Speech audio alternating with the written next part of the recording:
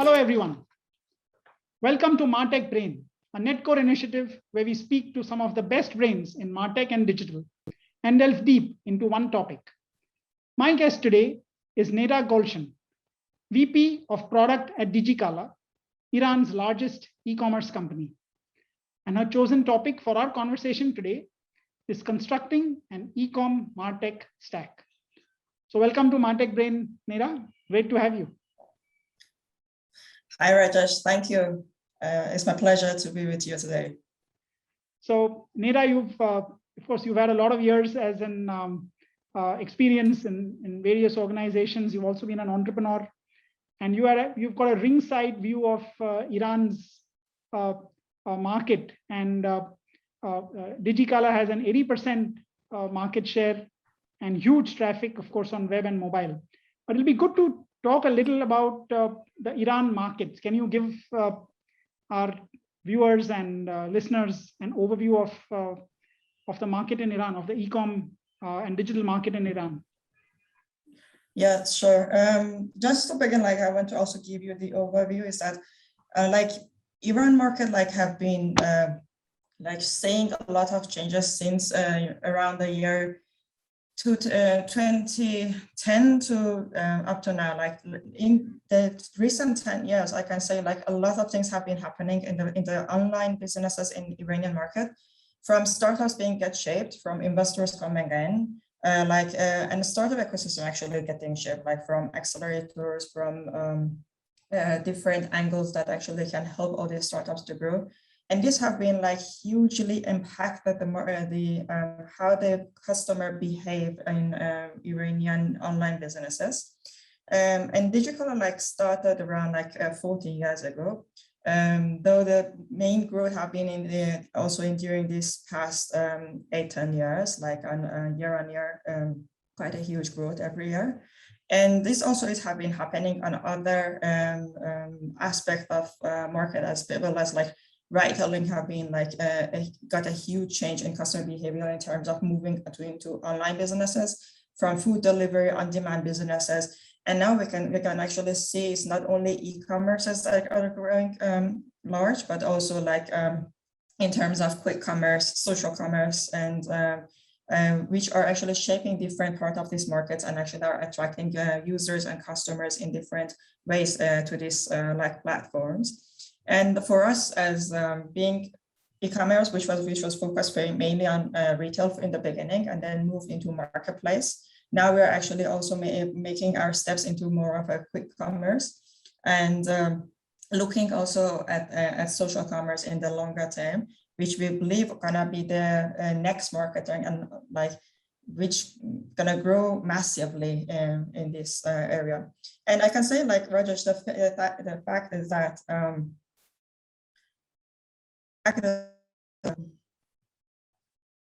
in this market changes, we also have other social international businesses social medias have also made a lot of changes as well, like Instagram for us in Iran is not only a place for social media and find your friends or do these influencing things, but it's also a way of shopping. In Digikala, actually, when we are usually discussing about the competition, the main thing that we're actually looking is how we make the people who are buying from Instagram, small shopper, sellers in there, into a platform of a marketplace, which actually give you a end-to-end service from your order onto the delivery and then return process and everything that we actually do. And yeah, this is the thing that you can see is all around the world have been changing, but in Iran, I can say a little bit with smaller space, but now it's actually the trend is hyping a lot. And one more thing that I also want to mention about this market is to be a little bit different from maybe the markets around or the neighbor countries, maybe Turkey or maybe north side of Iran, from Azerbaijan or other countries around. Is actually in Iran we also have the elements of sanctions and also censorships. So these are the two things that actually have made so many of the businesses to also shape and to also grow. for example, we do have Iranian app store markets, like which if you want to download an app for your mobile, you like most of the people are actually using these app stores. And these are the things that, as you have also experience in different countries around the world, like especially when there is regulation around usage of like free internet, there are also businesses which are shaping due to these like sanctions, or it actually, I always say sanctions makes opportunities. Right? That's what we actually believe in. I think that's a great overview. I think when you spoke about the changes in the last 10 odd years and all the areas that you spoke about, the retail part, marketplaces, quick commerce, social commerce, in the growth of Insta and shopping, it's very similar to what we have seen here in India and probably many of the other Southeast Asian markets where, of course, Netcore operates in. I guess customers worldwide are very similar. Given the opportunity, they all want choice and they all want quick delivery. They all want to buy from people sort of they know and trust. And that's the shift which you talked about social commerce. Also, that's happening. So great to know about that. And just one question, and I'm sure this is also probably a big area. One of the things which we have seen in India is, of course, the great growth of fintech, which has been a big enabler. So I'm assuming that you've seen a lot of innovation also in payments, because that's a big driver for e-commerce also. Yeah, exactly. Like the fact is that I can say that like the life cycle of fintech is actually shorter time span than the e-commerce, but recently we have seen a lot of changes and a lot of technology coming into fintech. And the fact is that like if you look back a little bit, like maybe in 7-8 years, like the banking system in Iran is quite a closed banking system. Like it's not so much of like without any of these regulation, having these licenses, you can do a lot of things. And actually start of this startup ecosystem and moving this technology side into all this regulation, it was where actually I can see that even banking system have been started to changing. And this have actually, when this happened, actually it was the driver of the like the fintech technologies and the fintech businesses getting shaped. Like when the governmental like or government based like banks, which actually is mainly our banking system is owned by government, like started to make all these changes. And from that time, we have seen like startups which are working on small ideas on this like fintech, up to even the main companies that are moving these payment systems forward, which are mainly owned by banks, or the companies heavily owned by banks, actually have been shaping this fintech life cycle. Even in Digikala, we did our first investment in fintech around 3 or 4 years ago. And we have had a small investment and a company called DigiPay, which actually is mainly covering our fintech needs in this ecosystem for our e-commerces. Great. Let's talk a little about Digikala, and then we'll get into the e-commerce stack. Give people a view of how really large Digikala is in Iran. Okay, I'll try to like Digikala, like as I said, like it's a company of around 14 years old, and right now actually it is number 2 most like the traffic with the highest traffic in Iran in the Alexa ranking if you look.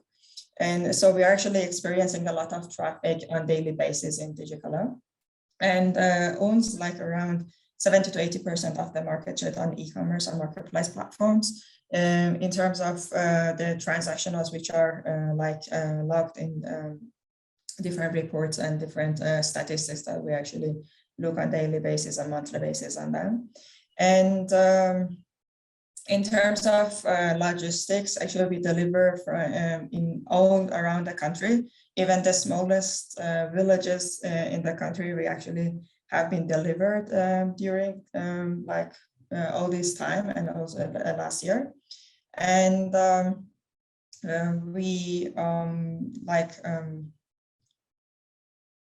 in terms of like having the assortment or having like the different sellers, actually Digikala owns more than 5 million assortments on its website.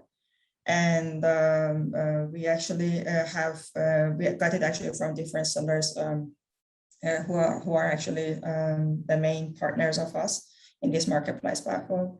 And then like, I hope this I've given an overview on the how large is Digikala as well. So one question: what percentage of traffic, I don't know if you can share, but comes from the web versus the mobile? Yeah, the fact is that like if you look at the traffic, like for us is we always know that Iranians are mobile users. Like the traffic is actually mainly coming from either mobile web or our app. Which we have, or and then the traffic share on the desktop is actually what we see is more of people who are during the day who want to like be very cautious, like the customers are actually still using the desktop, but so desktop for us stands for around 30% of the traffic, and the rest actually is in hands of mobile web and app, which is mainly used. And I think this is a trend quite all around. Absolutely. So when you think of the eComm stack that you need to create, how did you go about sort of constructing it? What are the elements in the stack?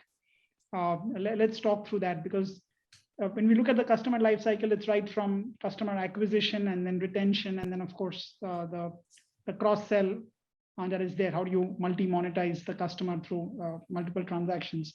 So how do you go about that customer journey, and what are the components that you think about for the Martech stack?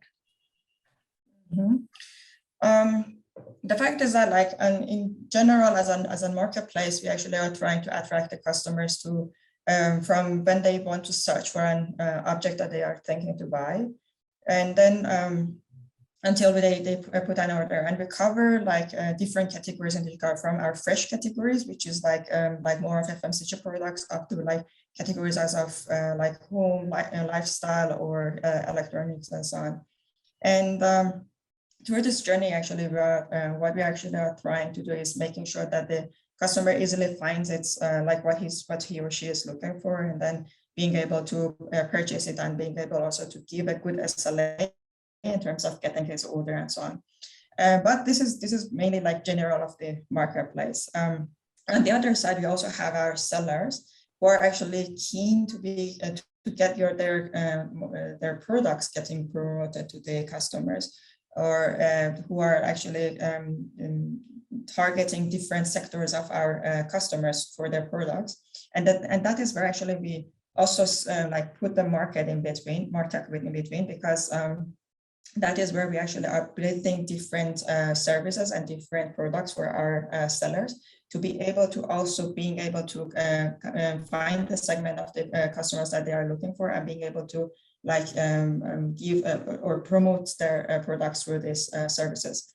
So during this life cycle, actually, we have been using different marketing tools in terms of attracting the traffic into Digikala, and from our ECR platforms, from what we do actually for our SEO, which actually brings the largest amount of the traffic in Digikala, because quite as established brand, actually that's something that is quite critical for us in terms of being an organic traffic that we bring in. And then in terms of like when we drive the traffic inside, the fact is that what we do, we actually give our sellers different tools in terms of being able to promote their products, from defining a promotion on their products to be promoted in different places in our platform, to like doing an advertisement on their like boost their product in the listing of a product, or actually showing a banner in different parts of the journey of the customer. And also what we do also, we also have these ECRM activities, which we target different segments of the customers. But the fact is that, and to make sure that we make the communication, but on the other hand, we also know that this is something, being a marketplace, we also need to know that this is something that we also offer to our sellers, to be able to communicate also with the customers through this advertisement platforms as well. Like, so during this time, we have been using different like platforms and different tools. And we also have been building different products meanwhile to make sure that all this data is like right in a one place to be able to be used on all these platforms, and giving out the data to different teams who are using it, from marketing, from like commercials, and so on. So you would have like a CDP at the bottom where all the data is coming in, and then you probably have to have an automation and journey orchestration platform for doing the engagement, sending out the messages through either push notifications or SMSs or emails to customers, right? Yeah, exactly. So we have this data platform, like media big data platform, where all our events or all the different transactions of the customers, from their visits, from their clicks, from everything that they actually do, go into this big data platform. And then on top of it, we have this, we call it a kind of CDP, which we then segment based on different like behaviors that the users have, from different segmentation modules that we use, and then use it in our marketing automation platforms for targeting the customers in terms of where we actually interact with those customers for the different communications. It can be either the push notification or an inside like app message, or like even showing them a different advertisement rather than what we do. And even we use it sometimes in our like platforms as of sample links and so on. Like we use all these customer database and with their interest to know what kind of like samples we can actually give them or send them to get their feedbacks and so on. Yeah. Okay. And I'm sure there's a lot of personalization also that you're doing on the platform, right? So based on the customer data that you have, so recommendations, etc., also would probably be there, right? Yeah, exactly. That's so that data platform that I was talking about. On top of it, actually, on one side, we do the communication with the customers, which what we do is targeted or personalized to be. On the other side is actually the whole experience of the customer. Like when they open the website, like if it is me or you may see different things because we may have different interests. And that is actually where the role of this big data and personalization comes in, based on the different behaviors that the customer have been doing in historical way, and also like what have been this user browsing or searching. They're actually giving them in different places different recommendations. And what we actually do is not only looking and like creating different recommendations that we need, but also usually optimizing all these recommendations to make sure that we give the best choice or best recommendation to this user, and making sure this is something that the user have been looking for. And this is used in the journey of discovery of a user, from a homepage going to like a search or like a list of the products, and then browsing one product, looking at the specification and finding out, oh, these are other product that is related, or I can buy like this desk with this like a chair and that goes with it, up to like the fact is that like if this user is searching for a chair for his like office, or is he's looking for a chair for his home, and then we make sure that we give them the right search results.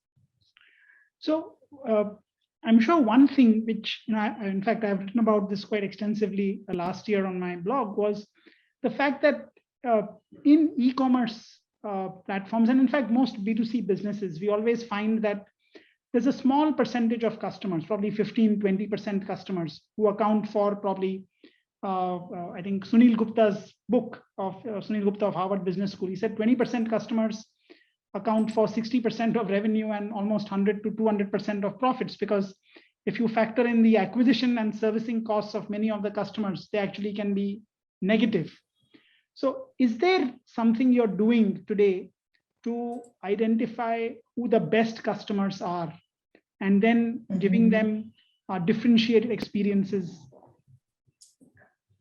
Yeah, exactly. Like so not only like we are using the different like segmentation to understand like what are the customer behaviors, like our loyal customers, our cool customers, like like somehow going back to that, like who are the best customers of us.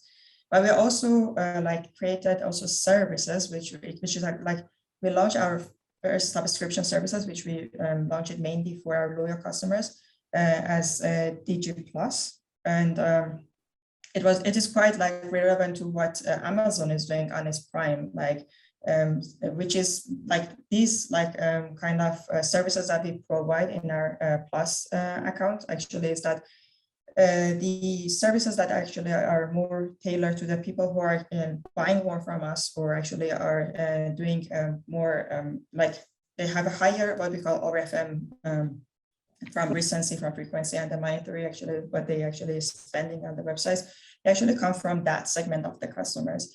And usually this, like when we were actually defining the different services that we are looking at for this segment of users, the fact is that these are the people who most recent, like usually come to your place, and they buy from you and they spend a lot on you. So we make sure that the services we actually are giving them is something that is more tailored to this group of the customers.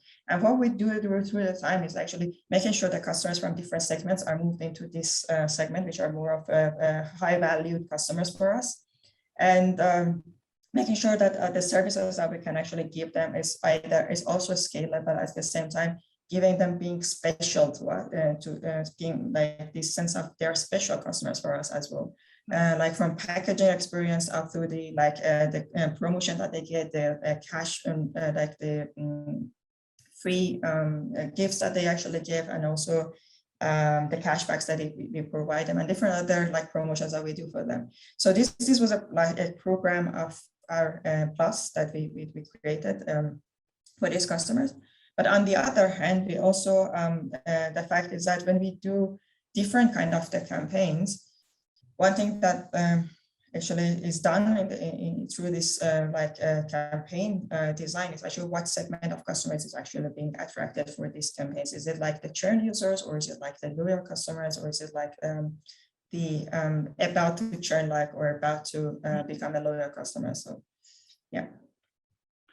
In fact, I had come up with a phrase last year for differentiated experiences for, excuse me, the best customers. I called it velvet rope marketing. So it's almost like red carpet marketing, that these customers are your most valuable customers. You want to make sure that they don't churn. So you need to think beyond loyalty. Think of how you treat them like royalty. And the VRM ideas were really built on the fact that you look at customer lifetime value, what you spoke about, RFM, that use that to come out with a predictive measure of how much are these customers based on their past set of transactions worth for you long term. And then the forward-looking measure of the CLV, the customer lifetime value, then lets you differentiate experiences for the customers. And I'm delighted to note that you're doing exactly that. One question, Neda, how do you, for a single customer, so if I look at every customer is different, we know that now, how do you figure out what is the next best action that you would like a specific customer to do? So when I come on to, say, your website, if I came onto your website, obviously you have a lot of data about me. So you've got all my previous clicks, products I've bought. Do you do something special to say that, look, today, these are the 3 things that Rajesh is very likely to buy? Either it's on the website or through a push message that you're sending out, either a push notification. So this whole idea of next best action or next best offer, do you work on that? The fact is that we are in the initial phases of making sure that we make all like a journey of a customer different from every other customers. Like I cannot say we are like we have mastered it already, but we are starting actually with using of different tools and methodology that we actually are doing to make sure that the journey of a customer is like from when if this customer actually come from a search, or he just like type digikala.com and then open the website, because these 2 people are quite different. Like, and they like the person who have been searching like is in the rush of buying, and the other one who's put digikala.com is actually, okay, let me see what is happening in here, or I have free time and let me browse through some stuffs. Okay, so the other one have more time, the other one is have smaller time. And then we need to know, okay, that person who have searched, we give them like right suggestions in terms of recommendations, in terms of search like results and so on, and making sure he gets to buy it. Like in the, when they go to the like product description page, we give them, okay, this is the best like a price that you can buy it, and then go just buy it, or this is getting out of stock, and that's something that you need to know. And but the person who is like just coming like randomly to see, okay, what is happening, or what are the promotions today, and something like that. So that person, and we need to know, okay, if he's a she or he, or maybe he's a mom or he's a dad, like what is actually he doing, and based on the previous like purchases that he have been doing, or browsing that he have been doing, or even like the searches that's through this discovery time he have been doing, we need to understand, okay, what are the different recommendations. And then we are in I can say in initial phases of moving this data also to our ECRM platforms to make sure that we are, so when that user comes in, we give them the right like app push or web push, and we start to communicate after even that person leaves from us. Okay, hey, you were looking at this like Xiaomi mobile, and then what happened to you? Like why you decided to leave at that moment? And maybe, and from the messages that we actually trigger back that person, from that person, if that person looked at a specific product, then we know this person had an interest. Like let's grab him. Or if this person bought something from us, then we find out, okay, yeah, been buying from us, but he didn't come back at a week time or a month time. Like what is happening to that person? Let's go back and bring him from another like SMS or push to be sent to him. But in this term, I can say like we are just starting to make all these steps up to getting it mastered and fully using all the data that we are collecting from every event that the user is doing into making an actionable communication with the customer, to be at the right time, talking with the right customer and giving them the right message. Absolutely, the 4 R's, right person, right message, right time, right channel. Yeah.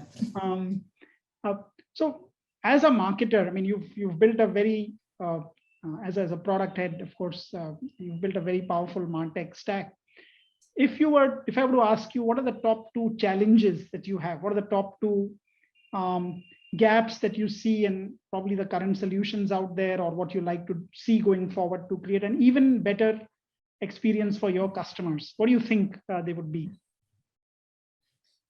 Like for me, like number 1 is always usually resource talents, like especially like because you're working in the largest e-commerce, which the things that you come across are not something that the talents, maybe even in the current market that you have been like seen or faced or have the experience. So making sure you get this experience in, and like, for example, all this data that I was talking to you about, like to make sure that there is like you have the enough talents to be able to work with this data to come out like and what we can do with it and get a result out of it is actually one of the biggest challenges that I see, especially in this market. And not only is about attracting these channels, but also keeping these talents, because so many times you bring the talents, they learn a lot, but they leave the country due to different society or economic situations that we actually are facing. And this makes always this gap to be the gap. Right. And that's one big thing that I always, in different like also other subjects that I come to, is actually the resource and the talents that we actually need to make sure that they have the experience or get the knowledge to use these Martech platforms, to know, okay, what we can get out of it, like how we can use all this huge data that we're collecting every day and then make a result out of it. And so I call it this number 1. And number 2 is actually, which somehow can relate to this number 1, is also about the access to the the market of these Martech platforms as well. Like the fact is that we know there is a lot of tools and like solutions around on how you can implement and use all these data. And I usually don't say it's only solutions, it's also the talents that how you use it, but also the solutions is also one other thing. And then like for us, like especially when you are having this big platform with a lot of complications. So it's not easy to like integrate or move from one service to another or one platform to another platform. And being in the country that you actually are facing sanctions or there's different like tools or platforms are not accessible for you, like it's making it a little bit harder for you in terms of getting it mastered or getting on top of it. Okay. And these are mainly the two things that I see. Like the second one, actually, what we actually came across after doing the business, like making this business for a long time, is actually we found out that we really need to have an internal platform for this. So from 2 years ago, we started with our ad tech platform, and then we moved it into a huger Martech platform. And we believe that this is something that for quite a few other years is not something that can be solved, but then you need to build this. And there you get back again to the resource problem or the talent problem. Yes. And I think given the data that you're aggregating, I think AI ML will obviously be a big investment area also for you all. The machine learning tools, etc. Of course, it goes back again to people. But I think that's great. You summarized the two challenges very well. And I think the sort of the final part of our conversation today, I want to take up what we call the 5 ones. So like rapid fire. I think given your experience at the cutting edge really of e-commerce and Martech, and it'll be great to get your views on this.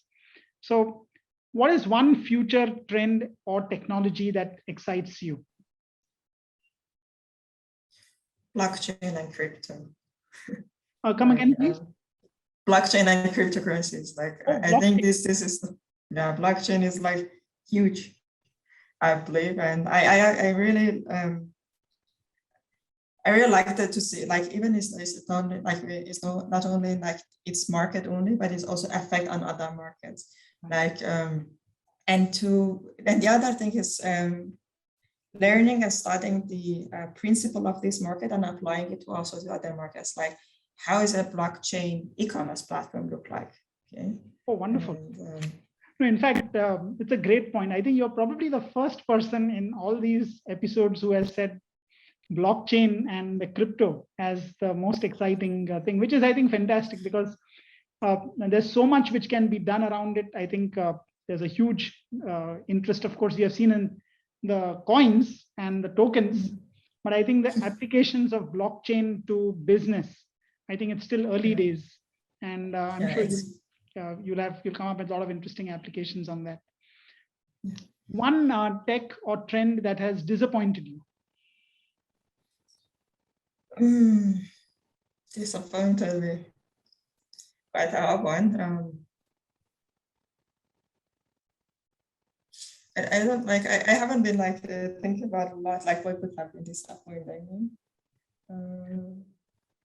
But one thing that actually I see a big gap. I don't see a lot of like technology around it, even around the world, is actually about e-health. Like in Iran, actually, that's a big gap in there as well, and that is something that I really like to see why our health ecosystem is not getting to the advancement, like for example, what is happening in the fintech or what is happening like with this blockchain that we were discussing, like something out of the mind.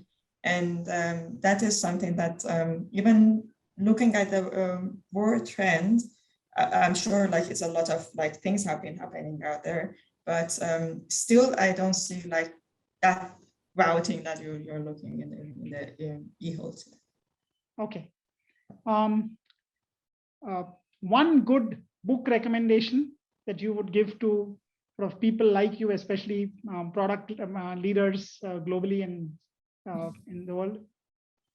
Yeah, there's a lot of books that I really like. There's this one book that everybody who comes into my team, this is the first like onboarding material that I actually give, is called Inspired, and it's the best source, I think, of the experience of what is product management and how you can be a good product manager. And I really like that one. But there's one other route that I also really like in terms of being from marketing to product is enchantment.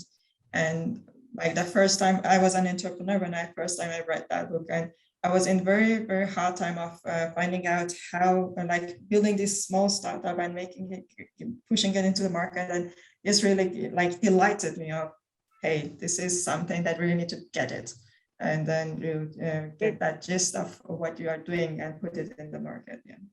Wonderful. I think Inspired and Enchantment, the two books. One good person or podcast that you would recommend people follow, you would advise people to follow? So like most of the like a lot of podcasts that I actually listen to are in terms of like product and product management. So there's like one daily routine that I actually have is like I usually listen to one of the episodes of this podcast of This is Product Management. And I really like different people who actually are involved in that. And then like I also usually look like from different other podcasts that I listen to is in terms of like getting a little bit of news of technology. I usually listen to NPR, which is more of general knowledge that you can also get. Great. And yeah. Okay, and final question for you is, what is one key driving belief in your life? The main thing that I always like, what I wake up in the morning and go down the morning is how much impactful I have been through the day and this world. Like that's mainly one thing that I'm always concerned about. Oh, fantastic. I think great answers to all of them. Thank you. No, I think it's given your experience in product, you're at the cutting edge of product at a large and very rapidly growing e-commerce company. And I'm sure in the next few years, Digikala will probably also diversify into many other areas. That's what's the trend is happening worldwide because you got the customer base. Now it's how do you multi-monetize that customer base. I think that's the big opportunity which successful companies face. So I wish you the very best in that journey. Thank you very much. Any final words or piece of advice for our listeners and viewers? Thank you very much, Rajesh, for the opportunity. I actually hope this like opened a little bit on the Iranian market and what is happening in terms of e-commerce and also how we are usually using the Martech platforms. And I hope the audience enjoyed it also. No, I think it's great. I think what you've shared with everyone today is the way you're thinking, the way you've gone about building the full stack. And I think the last point that you had made, that one of the big learnings that you have is you also need to also do internal development, like you build the ad tech platform and the Martech platforms. And I think it's fascinating because technology is also evolving at a very fast pace. I think today data is the big differentiator, and you have a lot of it. And I hope you can get all the right resources to be able to make the best of data, because that's the core of awesome customer experiences. Thank you very much. Thank you. And thank you. It was nice talking to you. Thank you everyone for watching. That was Neda on this edition of MartechBrain. Thank you.